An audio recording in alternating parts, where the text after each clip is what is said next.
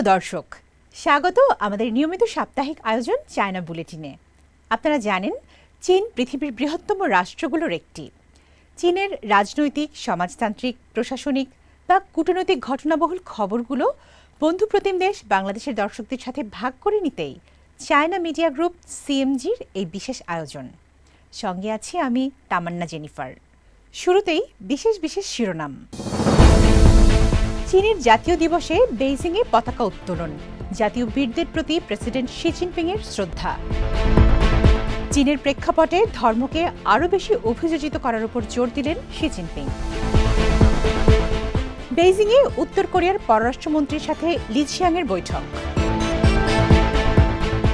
গাজায় সব ধরনের সামরিক অভিযান বন্ধের আহ্বান চীনের। চীন প্রতিষ্ঠার ৭৬তম বার্ষিকী উপলক্ষে বুধবার সকালে রাজধানীর থিয়েন আনমেন স্কয়ারে আয়োজিত হল জাতীয় পতাকা উত্তোলন অনুষ্ঠান। চীনের গণমুক্তি সেনাবাহিনী PLA এর গার্ড অব অনারের নেতৃত্বে স্কয়ারে উত্তোলন করা হয় জাতীয় পতাকা।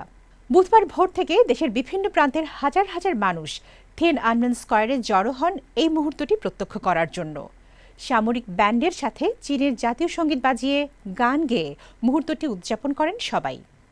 এর আগে মুক্তি আন্দোলন ও চীনের উন্নয়নে জীবন উৎসর্গকারী শহীদদের প্রতি কৃতজ্ঞতা জানাতে মঙ্গলবার স্কয়ারে জাতীয় বীরদের প্রতি শ্রদ্ধা জানান চীনের প্রেসিডেন্ট ও কমিউনিস্ট পার্টির সাধারণ সম্পাদক শি জিনপিং। সে সময় ৯টি ফুলের ঝুড়ি স্মৃতিস্তম্ভের সামনে স্থাপন করা হয়, যেখানে লেখা ছিল জনগণের বীরদের চিরন্তন গৌরব।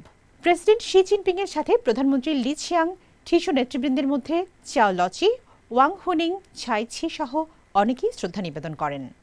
ধর্মকে চীনের প্রেক্ষাপটে আরও অভিযোজিত করা এবং খাপ খাইয়ে নেয়া ধর্মীয় সম্প্রীতি, জাতিগত ঐক্য, সামাজিক শান্তি ও দেশের দীর্ঘমেয়াদী স্থিতিশীলতার জন্য অত্যন্ত গুরুত্বপূর্ণ বলে মন্তব্য করেছেন চীনের কমিউনিস্ট পার্টি CPCর কেন্দ্রীয় কমিটির সাধারণ সম্পাদক শি জিনপিং। সম্প্রতি CPCর কেন্দ্রীয় রাজনৈতিক ব্যুরোর এক বৈঠকে সভাপতির বক্তব্যে শি বলেন, ২০১২ সালে CPCর অষ্টাদশ জাতীয় কংগ্রেসের পর দলের পদক্ষেপে উল্লেখ আছে চীনের ধর্ম অবশ্যই চীনা অভিমুখে পরিচালিত হবে এই নীতি। তিনি ধর্মীয় নেতৃবৃন্দ ও বিশ্বাসীদের জাতি, সংস্কৃতি ও ধর্ম সম্পর্কে সঠিক ধারণা গড়ে তুলতে নির্দেশনা দিয়ে বলেন, আইন অনুযায়ী ধর্মীয় কর্মকাণ্ড পরিচালনা করাই ধর্মীয় অঙ্গনের বিভিন্ন বিরোধ ও সমস্যা সমাধানের পথ। কোরিয়ার সাথে সমন্বয় আরও জোরদার করতে প্রস্তুত চীন, যাতে উভয় দেশের অভিন্ন স্বার্থ সুরক্ষিত হয় বলে মন্তব্য করেছেন চীনের প্রধানমন্ত্রী লি ছিয়াং। সম্প্রতি বেইজিংয়ে গণপ্রজাতন্ত্রী কোরিয়ার পররাষ্ট্রমন্ত্রী চোয় সন হুইয়ের সঙ্গে বৈঠকে লি এ মন্তব্য করেন। তিনি বলেন, চীন সবসময় কৌশলগত ও দীর্ঘমেয়াদী দৃষ্টিকোণ থেকে দুই দেশের সম্পর্ককে দেখে এবং এগিয়ে নেয়। তাই বিভিন্ন খাতে চীন কোরিয়ার সাথে বাস্তব সহযোগিতা চালাতে আগ্রহী। এ সময় চোয় সন হুই বলেন, চীনের সঙ্গে সম্পর্ক মজবুত করা কোরিয়ার অটল অবস্থান। চীনের মূল স্বার্থে কোরিয়া তার দৃঢ় সমর্থন অব্যাহত রাখবে। এদিকে কোরিয়ার পররাষ্ট্রমন্ত্রীর সাথে বৈঠকে পররাষ্ট্রমন্ত্রী ওয়াং ই দুই দেশ এবং দুই প্রধান রাজনৈতিক দলের নেতাদের গুরুত্বপূর্ণ ঐকমত্য বাস্তবায়ন করে যৌথভাবে আঞ্চলিক শান্তি ও উন্নয়নকে ত্বরান্বিত করার আহ্বান জানান। ইসরায়েলকে গাজা উপত্যকায় সব ধরনের সামরিক অভিযান বন্ধ করার আহ্বান জানান জাতিসংঘে চীনের স্থায়ী প্রতিনিধি ফু ছোং।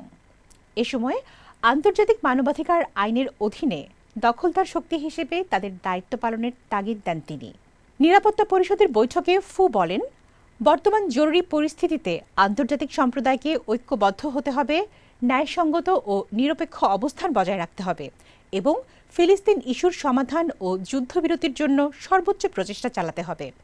ইসরায়েলকে অবিলম্বে অবৈধ বসতি নির্মাণ বন্ধ করে দখলদার সহিংসতা নিয়ন্ত্রণ ও পশ্চিম তীরের ভূখণ্ডে হস্তক্ষেপ থেকে বিরত থাকার আহ্বান জানান ফু।